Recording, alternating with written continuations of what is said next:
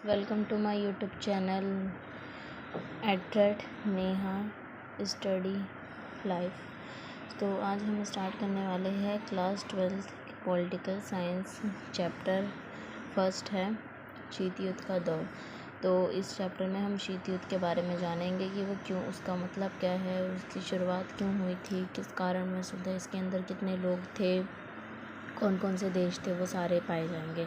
तो हम पढ़ते हैं कि इस अध्ययन में हम अमेरिका और सोवियत संघ के बारे में जानेंगे। ठीक है, शीत युद्ध के जो चैप्टर है उसके अंदर हम अमेरिका के बारे में ज़्यादा पढ़ेंगे, दूसरा है सोवियत संघ के बारे में पढ़ेंगे, अच्छे से जानेंगे इसके बारे में विस्तार से। मैंने ये सारा जो है नोट्स जो है ये अपने हाथों से बनाया है सब चीज़ें।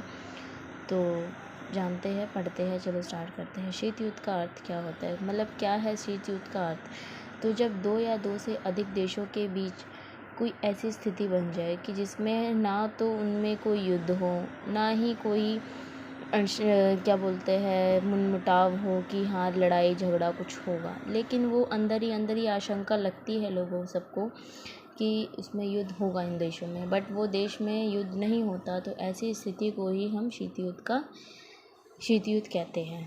तो ठीक है, तो समझ गए आप लोग। आई होप आप समझे होंगे कि शीत युद्ध में क्या होता है, दो या दो से अधिक देशों के बीच ऐसी स्थिति बन जाए, लगे कि युद्ध होकर रहेगा परंतु वास्तव में युद्ध ही नहीं होता है। इसमें हमें सिर्फ उसकी संभावना, आशंका, डर लगता है कि युद्ध होगा परंतु युद्ध होता नहीं है। इसी को हम शीत युद्ध कहते हैं।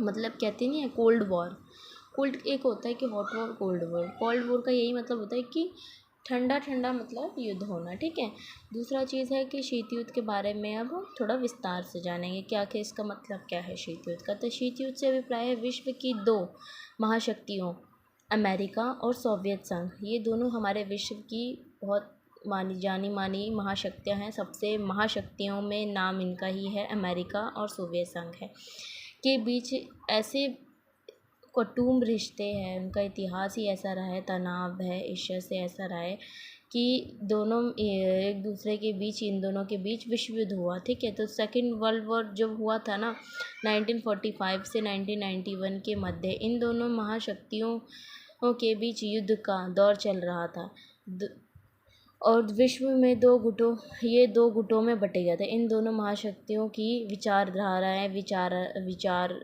अलग अलग थे, क्योंकि जो अमेरिका था वो पूंजीवादी व्यवस्था कायम करना चाहता था, लेकिन जो सोवियत संघ था वो समाजवादी व्यवस्था कायम करना चाहता था। दोनों में ही इसीलिए दोनों में मतभेद था। वो शक्ति चाहती थी कि मैं आगे रहूँ, वो शक्ति चाहती थी मैं आगे रहूँ, जिसकी वजह से कि हमारा शीत युद्ध की शुरुआत हुई। ठीक है, अब पढ़ते हैं इसके बारे में। तो शीत युद्ध की शुरुआत कब हुई थी, तो द्वितीय विश्व युद्ध की समाप्ति के साथ ही शीत युद्ध की शुरुआत हो गई थी। तो द्वितीय विश्व युद्ध जो था वो हमारा कब समाप्त हुआ था, सेकेंड वर्ल्ड वॉर जो हुआ था हमारा, फिनिश हुआ था, वो 1945 से 1991 तक चला था। उसी के बाद ये हमारा दूसरा विश्व युद्ध के बाद ही हमारा शीत युद्ध स्टार्ट हो गया था। तो शीत युद्ध का अंत क्या से कैसे, मतलब शीत युद्ध खत्म हुआ। तो शीत युद्ध का अंत ये हुआ था, क्यूबा का मिसाइल संकट शीत युद्ध का अंत था, लेकिन इसका प्रमुख कारण सोवियत संघ का विघटन माना जाता है कि वर्ष 1991 में कई कारणों की वजह से सोवियत संघ जो है वो टूट गया, बिखर गया, जिसकी वजह से शीत युद्ध खत्म हो गया। दोनों महाशक्तियों में से एक कमज़ोर पड़नी है। देखो, जब हमारी दोनों उंगलियां बराबर रहेगी तो काम कैसे चलेगा, तो किसी न एक को तो नीचे होना पड़ेगा, तभी तो आगे बढ़ेगी, है ना। तो वैसे ही शीत युद्ध का कारण क्या था, शीत युद्ध हमारे के कारण क्या थे। शीत युद्ध में यही कारण था कि अमेरिका और सोवियत संघ महाशक्तियों दोनों के अंदर महाशक्तियाँ बनने की जिद थी, होड़ थी, कहने के कि मैं आगे बढ़ूँगा, मैं आगे रहूँगा। दोनों में मुकाबला चल रहा था, जिसकी वजह से हमारा शीत युद्ध स्टार्ट हुआ था। परमाणु बम में होने वाले विध्वंस के मार झेलने से किसी राष्ट्र की बात नहीं है। ठीक है, परमाणु बम, अगर इसने इतना बड़ा परमाणु बम झेला, जिसका आज भी असर दिखाई दे रहा है हम लोगों को, जो 2023, 22, 24 ये सब देखने को मिल रहा है। तो दोनों महाशक्तियों के पास परमाणु बम की बिल्कुल भी कमी नहीं थी। दोनों महाशक्तियों में से किसी में भी परमाणु बम की कमी नहीं थी। दोनों राष्ट्रों के बीच प्रतिद्वंद्विता थी, ठीक है। दोनों में आपसी दुश्मनी बहुत ज़्यादा बढ़ गई थी, इतनी ज़्यादा बढ़ गई थी कि बस अब इनका ये कहना था कि या तो वो आगे रहे या मैं आगे रहूँगा, ठीक है।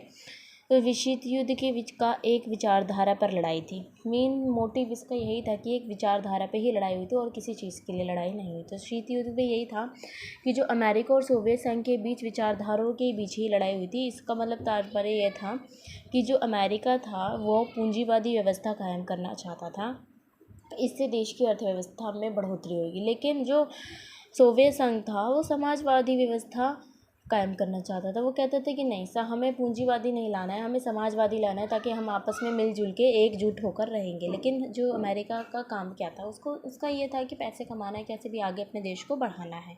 दोनों ही देश में दोनों में ये गलती दोनों देशों में यही गलती थी कि इन दोनों ने आपस एक दूसरे की व्यवस्था को ऊपर समझा। लेकिन अगर कहना चाहे ना तो दोनों ही व्यवस्था कायम होना बहुत ज़रूरी है, पूंजीवादी समाजवादी दोनों। तो हमारा यही था, ठीक है। तो पूंजीवादी व्यवस्था में ये था कि सरकार का हस्तक्षेप नहीं होता है, इसके अंदर कम होता है, बहुत कम होता है, व्यापार अधिक होता है। मैंने बोला नहीं, व्यापार अधिक होता है और इसमें निजी व्यवस्था लोगों की ज़्यादा होती है कि बिज़नेस प्रॉपर्टी, कि लोग बिज़नेस करो, लोगों को जॉब दो, वो आगे बढ़ेगा, फिर वो आगे बढ़ेगा। और समाजवादी में ये होता था कि सरकार की व्यवस्था इसमें ज़्यादा होती थी, उसका हस्तक्षेप ज़्यादा होता था, निजी व्यवस्थाएं पर विरोध होता था, ठीक है। प्रथम युद्ध स्टार्ट हुआ था वो 1914 से 1918 तक हुआ था। सेकेंड युद्ध जो हुआ था हमारा 1945 से 1991 तक हुआ था, ठीक है। उसके साथ ही हम आ जाते हैं द्वितीय विश्व युद्ध के गुट। मित्र राष्ट्र और धुरी राष्ट्र। मित्र राष्ट्र का क्या अर्थ है और धुरी राष्ट्र का क्या अर्थ है? तो मित्र राष्ट्र यही था कि जो द्वितीय विश्व युद्ध में जिन्होंने सोवियत संघ विश्व युद्ध में सोवियत संघ, फ्रांस, ब्रिटेन, संयुक्त राज्य अमेरिका और विजय मिली, इन्हीं 4 राष्ट्रों की संयुक्त रूप से मित्र राष्ट्र, मतलब कि जिन्होंने इन्हें मित्रता विश्व युद्ध में मित्रता का रूप दिया। जो धुरी राष्ट्र थे, जो जीते वो मित्र राष्ट्र बन गए, जो हारे वो धुरी राष्ट्र बन गए। तो हारा कौन कौन था? जर्मनी, जापान और इटली हार गया था, ठीक है। उसके बाद द्वितीय विश्व युद्ध का अंत कब हुआ था? द्वितीय विश्व युद्ध का अंत तब हुआ था जब अमेरिका ने जापान के 2 शहर हिरोशिमा और नागासाकी पे अपना परमाणु बम फेंका, जिसकी वजह से जापान को अपने घुटने टेकने पड़े। इसकी वजह से द्वितीय विश्व युद्ध ख़त्म हो गया। तो इन दोनों बमों का नाम क्या था? एक का नाम था लिटिल बॉय, दूसरे का नाम था फैट मैन, ठीक है। तो दोनों इन बमों की कितनी क्षमता रही होगी? देखो 15 से 21 किलो टन, आप सोच सकते हो कि कितना ज़्यादा हैवी बम था ये, जिसका जो आज भी हम लोगों को असर देखने को मिलता है, ठीक है। तो अमेरिका की आलोचना क्या थी? तो अमेरिका क्या उसकी गलती क्या थी? तो अमेरिका ये था कि जब जापान घुटने टेकने ही वाला था, आत्मसमर्पण करने ही वाला था, तो फिर इसको बम फेंकने की ज़रूरत नहीं थी, बम गिराने की ज़रूरत नहीं थी।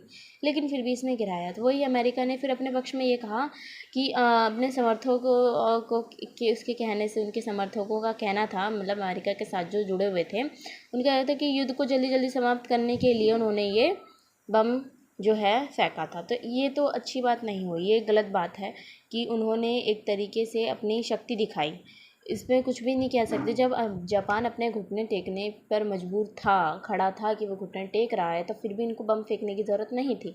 लेकिन इन्होंने क्या किया? वो अपनी शक्ति दिखाना चाह रहे थे सोवियत संघ को कि मैं बहुत ज़्यादा ताकतवर हूँ, ठीक है। तो नेक्स्ट वीडियो आपको जल्दी ही मिलेगी।